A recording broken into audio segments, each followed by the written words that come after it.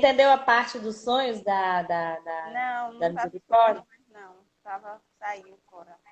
Ela fala dos dois tipos de sonho que ela teve, né? E a Cristiana pega e fala para ela: a gente tem. Deus fala de um modo e de dois modos, né? Até vários. Mas o homem não atenta para isso. Ele fala em sonho ou visão, ou em visão de noite. Quando você tem um sonho, né? É, Quando cai sono profundo sobre os homens, quando adormecem na cama. A gente vai achar essa referência em Jó 33, de 14 a 15. na verdade, a gente pode ver, né, Magna, na Bíblia, que várias pessoas, quando Deus queria falar, ele usava através de sonhos, né? Daniel, José, Jacó, e João, e outros homens. E conosco também não é diferente. Geralmente, quando Deus quer falar algo conosco, ele vem através dos sonhos ou visões também e nos mostra algo, ou para nos dar livramento, ou para nós estarmos vigilantes. Então, o sonho é uma das formas tremendas que Deus fala com o homem. Eu falei para a gente ter discernimento, né? Quando a gente está no caminho, na peregrinação, na palavra, a gente vai ter discernimento se isso é uma voz do nosso pensamento, uma voz do É, nosso inimigo, se é uma voz da nossa vontade ou não, se a gente vai discernir se é Deus falando com a gente. é verdade. Isso é muito importante. E outra parte assim, muito interessante desse capítulo é os filhos da Cristiana. Tá dando para você ouvir, Pri? Tá, São os filhos da Cristiana que eles têm um momento ali com a senhora Prudente, ou o senhor Prudente. Peraí. É o. É Prudência. a senhora É, Prudente. é a senhora Prudência. Lá nesse palácio que eles estão, eles têm a senhora Prudência, e eu entendi que a Prudência é o discipulado, né? Ela seria ali a discipuladora, a senhora É, Prudência. E aí ela vai testar os filhos da Cristiana, se eles foram bem discipulados, né? É lógico que ela vai discipular os mais ainda. E o mais interessante é que ela faz perguntas para as crianças. Ela não faz afirmação. Isso é importante, porque quando você faz afirmação, você já vai com o bolo pronto para a criança ou para qualquer pessoa. Mas quando você vai perguntas, aí você faz o seu cérebro, sua mente raciocinar e se verdade. realmente você tem um aprendizado daquilo. Fala, Lê. Na verdade, a pergunta faz a pessoa pensar, né? Faz a pessoa meditar na situação, né? Então, a importância de fazermos perguntas para os nossos filhos e em várias situações, até para a gente Põe mesmo. o fone na boca aqui, Lê. Tá longe A sua gente voz. precisa se perguntar, né? Para a gente, para Deus. As pessoas acham que não é interessante perguntar a Deus, mas é importante você fazer perguntas ao Senhor, que Ele responde. Responde. Então, um legal assim, que eu nunca me ensinei o Arthur dessa forma. E olha só como me ensinou esse livro. A Senhora Prudente, vou fazer só algumas perguntas que está aqui, porque é bastante perguntas, né? Ela pergunta para o Tiago, uma filho mais velho, Tiago, pode me dizer quem foi que te criou? Aí ele falou, Deus Pai, Deus Filho e Espírito Santo de Deus. E aí eu falei assim, Arthur, quem foi que te criou? Aí ele falou assim, foi Deus. Não está errado, né? Porque Deus, ele é triuno, né? Ele é É. Deus Pai, Filho e Espírito Santo. Mas, oi, Paty, bonita você. Mas Oi, assim, Paty. o, o legal é que ele foi além só, que foi Deus. Não, ele entende as figuras, né, da Trindade. E depois ela fala assim, bom menino, e pode me dizer quem é que salva? Aí ele de novo, Deus Pai, Deus Filho e Deus Espírito Santo. Porque a gente tem essa fala que a gente Jesus. foi Jesus que salva. É verdade. E aí ela pergunta, muito bem, mas quem é o Deus Pai? Como é o Deus Pai que salva? Como é que ele salva o Deus Pai? Aí ela fala assim, ele fala, pela graça. Gente, olha que profundo. E como Deus Filho salva? Pela justiça, pela morte, sangue e vida.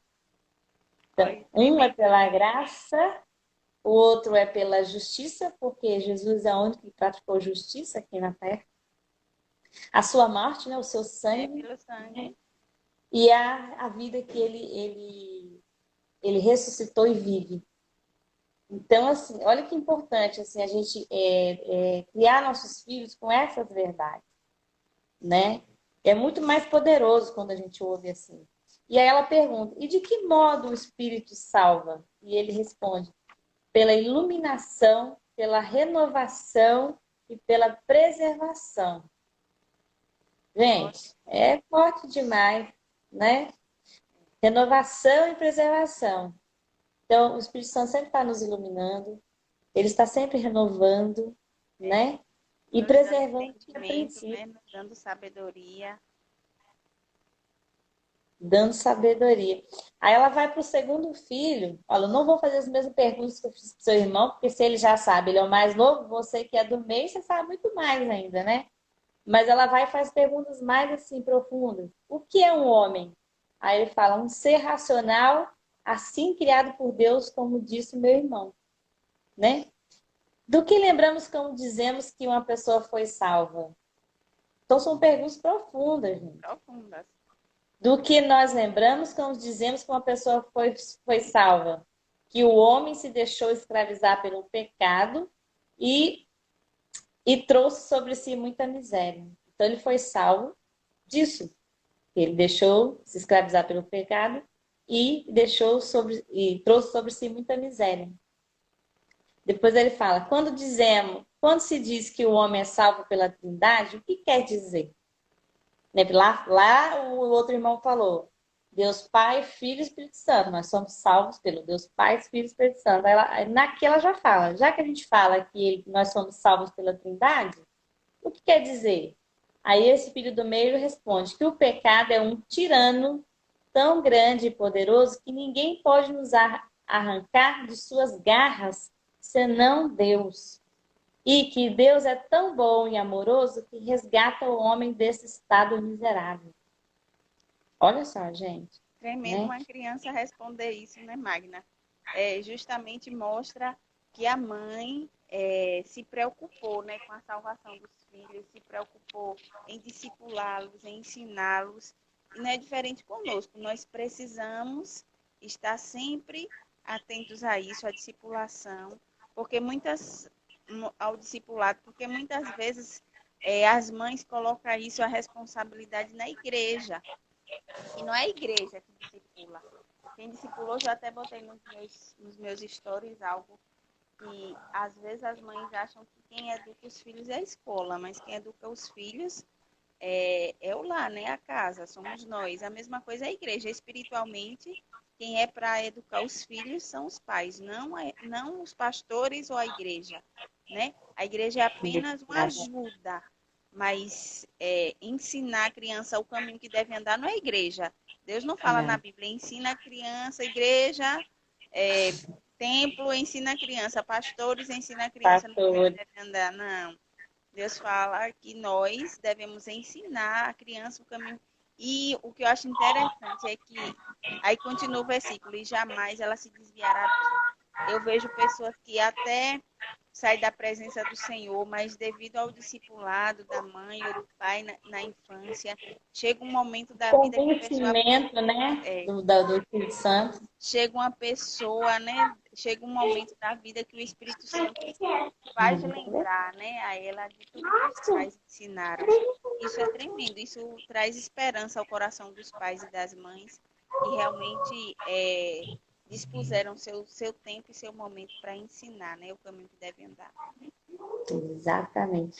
E é uma graça, né? E ela pergunta para ele assim, que logo no final, né, pro José, que é o filho do meio, né?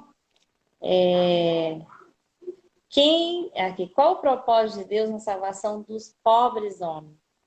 Aí ele fala, glorificar seu nome, o nome de Deus, exaltar a sua graça e a sua justiça e proporcionar a eterna felicidade à sua criatura.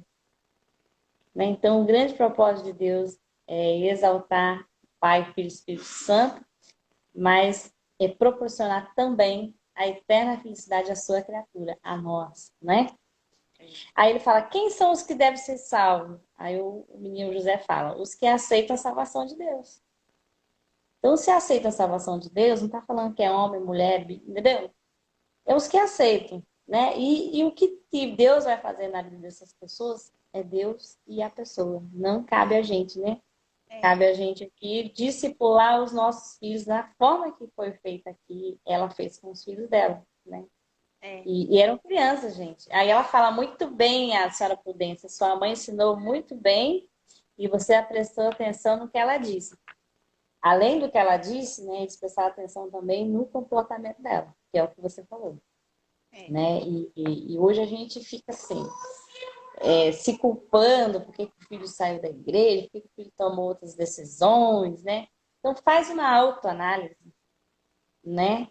Como foi que ele viveu esse evangelho, esse cristianismo, esse Deus, Pai, Filho e Espírito Santo dentro do lar dele.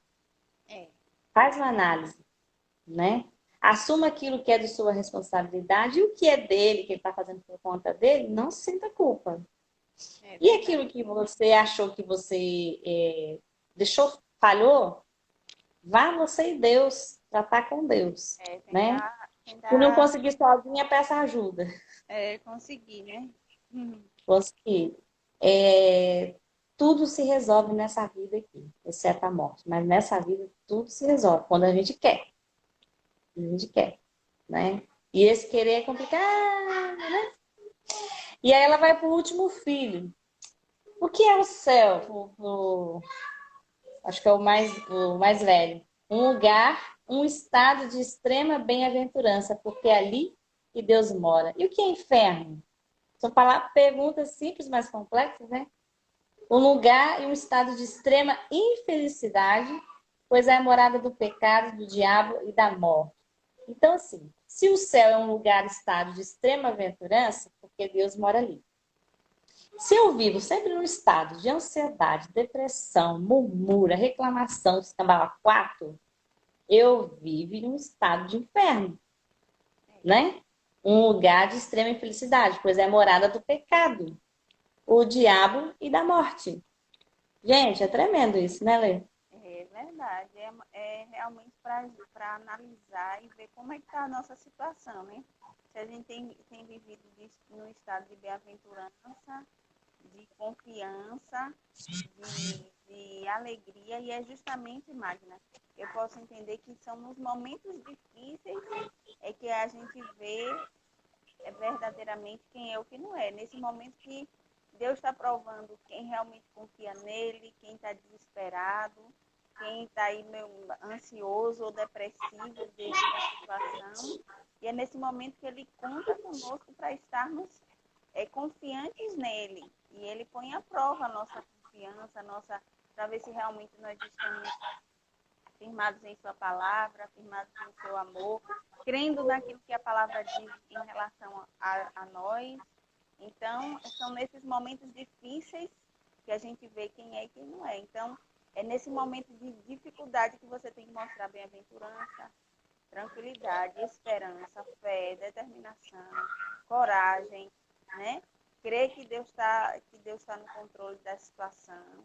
Então, precisamos, nesses momentos, colocar nossa fé e confiança totalmente no Senhor e mostrar que realmente somos bem-aventurados. Exatamente. E aí que eu posso dizer, nesse momento, as pessoas vão dizer, mas como é que essa pessoa, isso aí é um grande testemunho, como é que essa pessoa está nessa dificuldade, está nesse problema, está nessa luta e tem essa paz. Eu quero essa paz que essa pessoa tem. Quem é o Deus que ela serve aí? Eu quero esse Deus na minha vida, né? Aí colocamos Exatamente. nosso testemunho. Porque ela é um lugar que ela vive um estado de extrema bem-aventurança, né? É a grande diferença. A, a, medicina aí, a psicologia trata de mentalidade fixa e mentalidade de crescimento, né?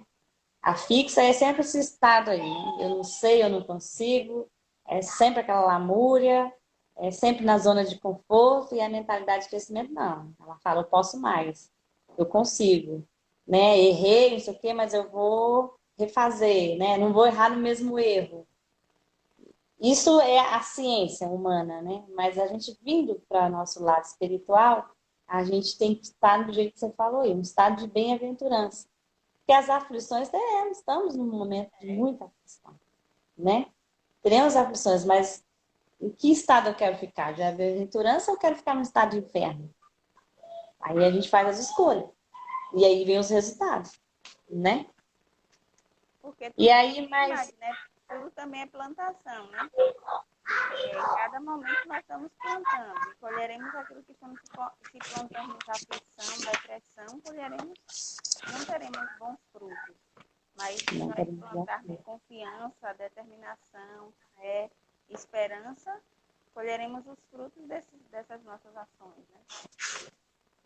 exatamente. Aí ela está ainda perguntando, né? A senhora Prudência, né? Ela falou, pergunto-lhe, então, se alguma coisa ou algum ser existia anteriormente a Deus. Isso é importante, às vezes, você falar com a criança. Você acha que antes de Deus existia alguém aqui no mundo? Né? A gente não para pensar isso.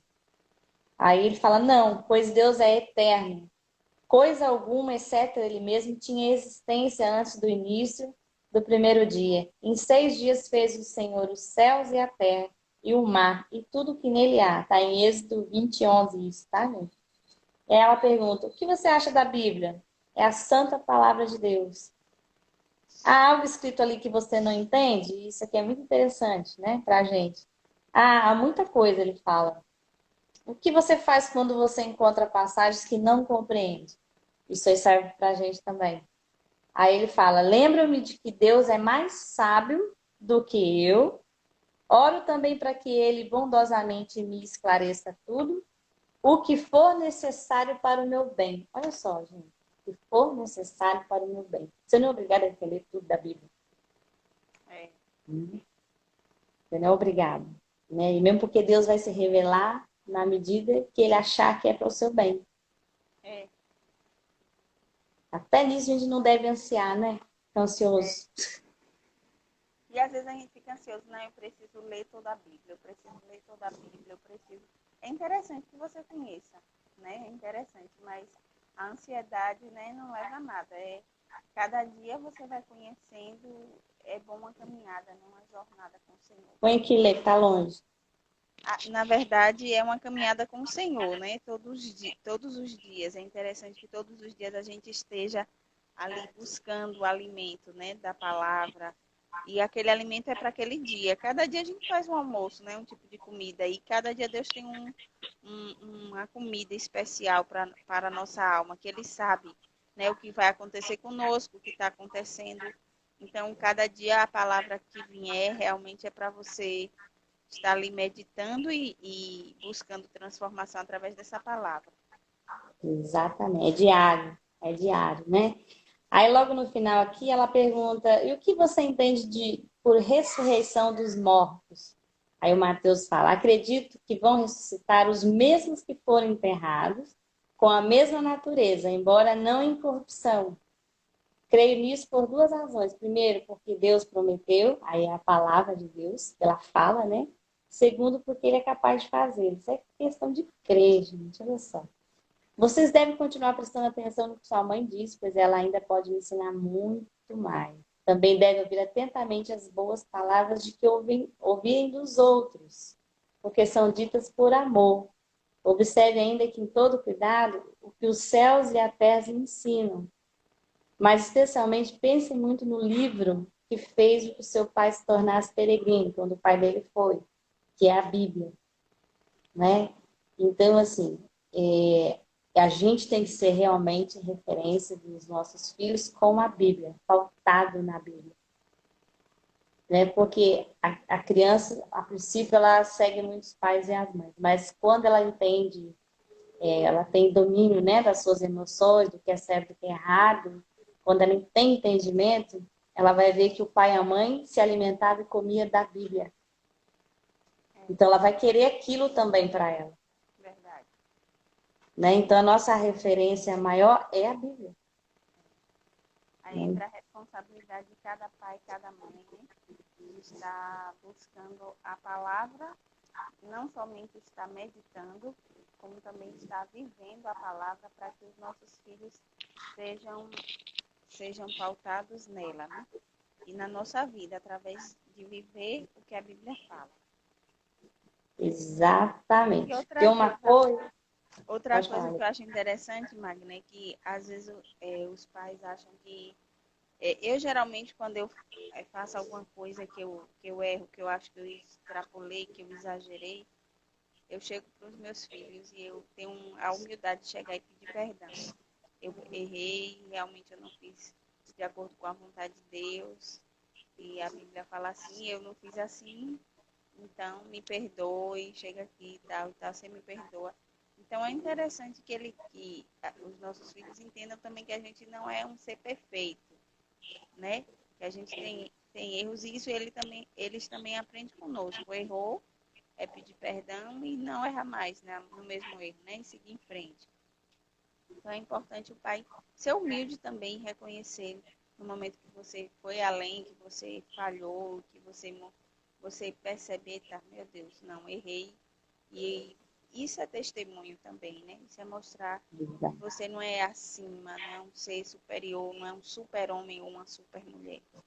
Você também tem falhas e erros, que você está na dependência do Senhor. Estamos nessa terra, estamos aqui, podemos pecar, porque somos pecadores e em algum momento vamos errar, né? E para isso precisamos reconhecer diante deles também as nossas falhas. É verdade. E isso que você está falando é tão certo, porque no início ela se arrepende e ela pede perdão para eles. Eu não segui seu pai, bati de frente e ainda deixei vocês com raiva dele, né? Coloquei vocês contra ele e quase que eu levo vocês à morte também. Então, à medida que a gente erra, não nos mesmos erros, né? A gente erra, mas a gente faz o reparo, né? A gente acerta aquilo. As crianças também veem isso. Até porque elas também vão ser adultas um dia e vão analisar a vida dos pais, como a gente analisa, não é verdade? Verdade. A gente, pô, ele fazia tanto isso, mas era tão errado também, né? Então, assim, é porque a gente acha que o filho não vai crescer, ele vai crescer e ele vai tornar a vida dele adulta, independente da gente, né? Só que algumas escolhas dele podem ser bom ou ruim, infelizmente, se ele teve muito trauma ou bloqueio na infância, né? E geralmente os bloqueios e trauma do filho é que ele pega repulso daquilo que o pai e a mãe eram, só que ele comete as mesmas coisas, né? Ele fala que não odeia o pai e a mãe por causa daquilo, do que aconteceu, mas ele reproduz, às vezes, até pior. Né? Ou então, graças a Deus, alguns falam, não quero isso para mim. Então, o pai e a mãe, como você falou, eles acham que são deuses, porque a gente tem uma criação muito autoritária, né? Infelizmente, de que você fala, aliás, eu falo e o filho cala a boca, que o filho tem que calar a boca, eu que mando e pronto, acabou. A gente não foi doutrinado, a gente não foi educado para criar filhos que possam perguntar, que possam errar com a gente, né? A gente não aceita que o filho faz o mesmo erro, que o filho faz a mesma brincadeira, ou que ele quebra alguma coisa, entendeu? A gente é muito autoritário, né? E isso vai passando de geração em geração. Agora, ter uma educação onde que a coisa é democrática, onde que você acolhe, onde que você ensina, gente, é um desafio, Muito né? grande. Eu vejo aqui nesse livro como que é desafiador, porque ela não conta detalhadamente como ela viveu com as crianças aqui esse tempo todo, né? Agora sim que as crianças revelam, graças a Deus, pela decisão dela de não seguir o pecado, o erro, né? Revelam, né, o quão precioso foi ela pagar um preço e andar na vontade de Deus. Que são crianças preciosas, né? Deram perguntas complexas para elas e elas responderam assim, mais complexas ainda, que aí a gente tem que parar, opa, como é que essa criança respondeu isso, né?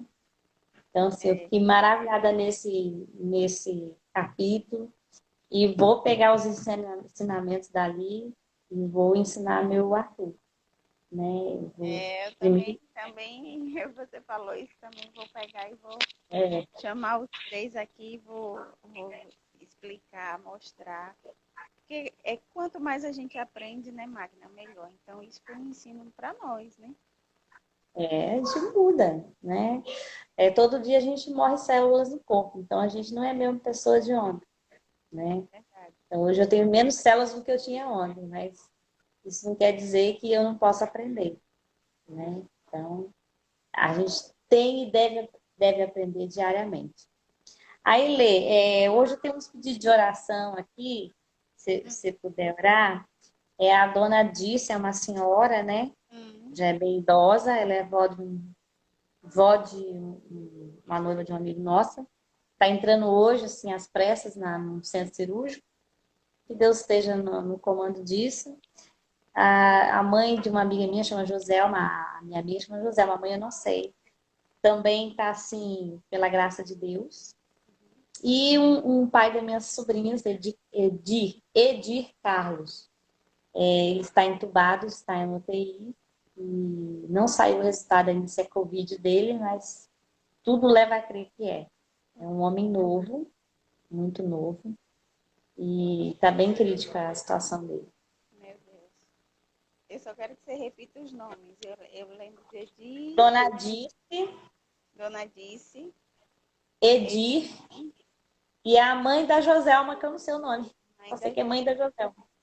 Dice é de mãe, e mãe da Joselma. Então, tudo na parte de saúde, né? Saúde.